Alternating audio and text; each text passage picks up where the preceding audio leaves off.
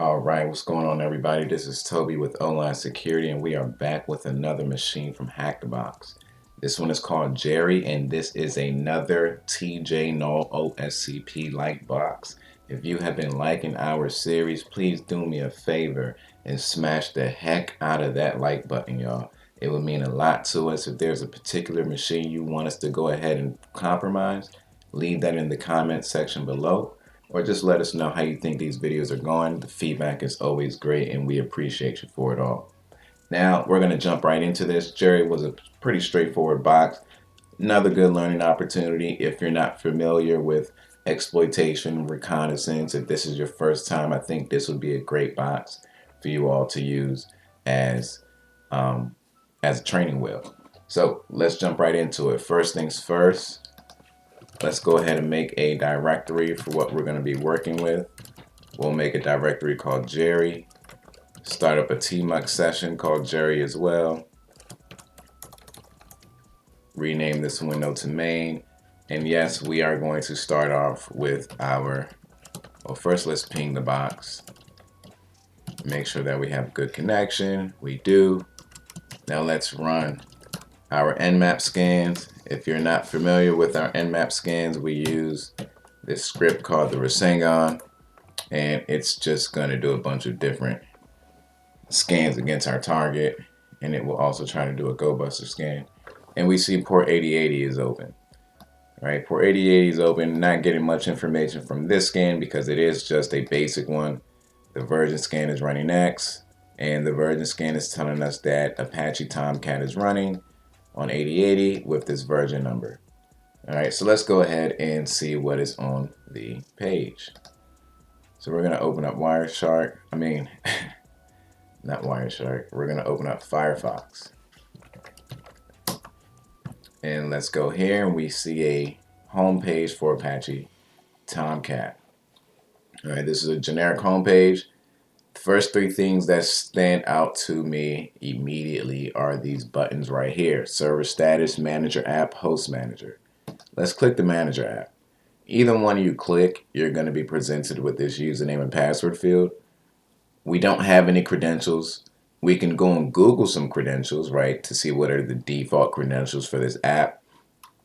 And that's exactly what I was going to do, right? So I hit cancel with the intentions of opening up another tab to go to Google. But we're presented with this page. This is an error message saying that you're not authorized to view whatever contents are behind that login form. However, this is giving us way too much information right now. We should not be getting all this information from an error message, right? From this HTTP response, it should just say unauthorized. That's it. But it's telling us how users are mapped to different permissions, right? If they wanted to get the manager GUI role, you just have to map it to the user and the password. And it gives us user and the password credentials, right? This is actually a default credential to Tomcat. If you go to Google, default Tomcat credentials, you will see that that is one of them. So we are going to use this, the same thing that they're telling us here, which should be disabled, right? This entire message should be disabled. And I believe you can disable this in the configuration files. But we're going to use this. Let's go back. Click Manager App again. I think the username was Tomcat. And I'm going to paste that password, and it works. Right? It works. And I'm under the Manager application, right? And this is just showing us a bunch of different applications that Tomcat is hosting right now. You can see the Manager app we're looking at, Host Manager, Examples, Docs, something under a root directory. You can see that some of them are started. You can stop them if you wanted to, but if we keep scrolling down, you will see that we can upload a file. We can upload what is called a WAR file. A WAR file is essentially a group of jar files, right? It's a collection of them that Tomcat uses to deploy applications, right? It makes it easier to manage it. Just think of a Docker container. Docker container is an application with all the files that it needs to successfully run, right? If you had a website, you had hello page.html, plus the binary to start up the website, plus the scripts to do your input validation, all of that collected into one container, right? That's what this WAR file is. It's a bunch of different jar files that an application needs to run, bundled together in a collection. So we can upload a WAR file. Instead, we're going to upload not a real WAR file, but a payload that we give the WAR file extension, so it can get past this whatever filters may be behind here. We'll upload that, deploy it, and hopefully try to get a shell back. So let's go ahead and create our WAR file. Why are we going to create this WAR file? Well, it's allowing us to do that, right? If we hit browse and look for a file, we could upload it. So let's try to do that. So what we're going to do, msfvenom. Let's see, where is it? So what we are going to do is type msfvenom. Wait, let's go back to Jerry. Whoops, looks like I did my Rasengan stuff outside of Jerry. Okay.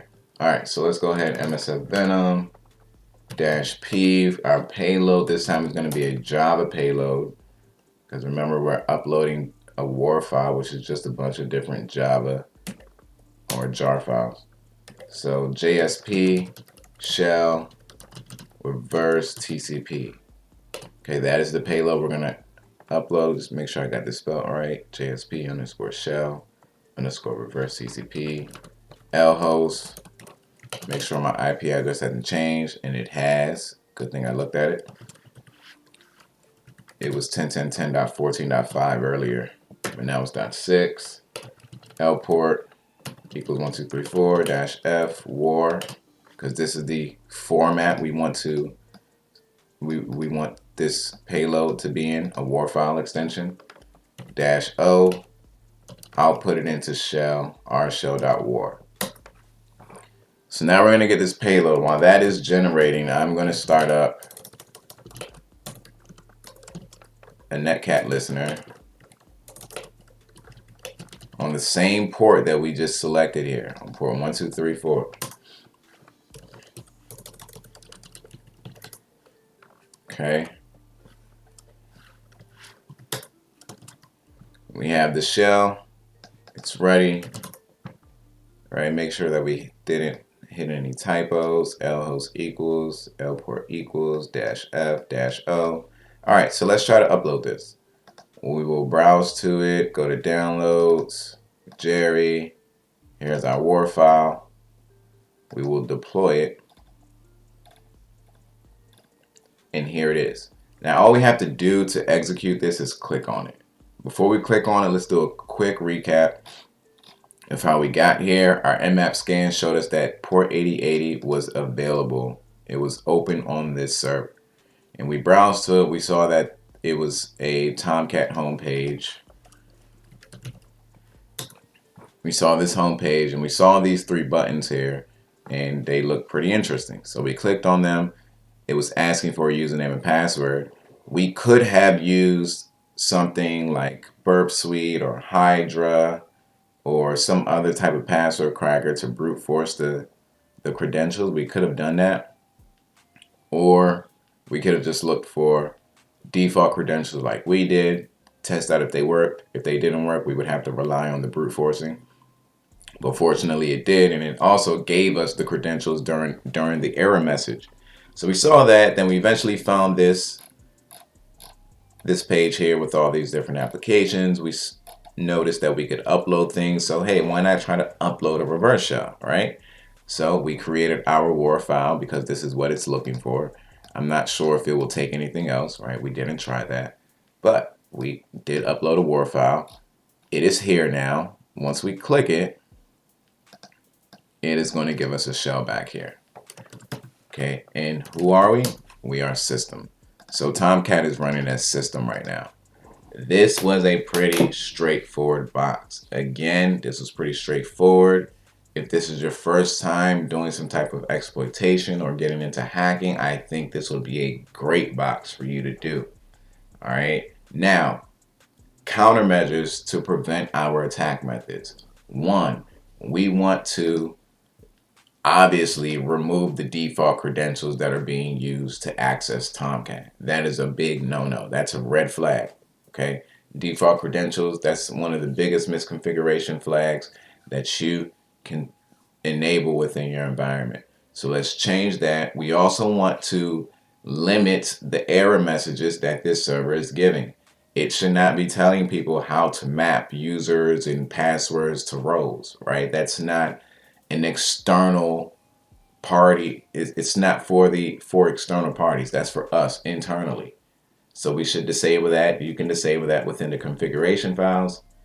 And finally, I think updating this to a more secure version of Tomcat would help a lot, because there are versions, or this one and some other versions, this is vulnerable to other exploits, right? If you Google Apache Tomcat 7.0.88, there's some other exploits that this is vulnerable to. All right, so to eliminate those, we should probably upgrade this to something a little bit more secure, or a lot more secure. All right, that's it for Jerry, y'all. If you've had fun with this box, please do me a favor and smash the like button, y'all. Just smash it, smash it, smash it, smash it. Leave a comment, let us know how we did, and let us know if there's a particular box that you want us to see. We're looking forward to seeing you on our Cyber Thursdays. Other than that, stay safe, hold on to your loved ones, make sure that they know you love them, and we will see you all next time. Peace.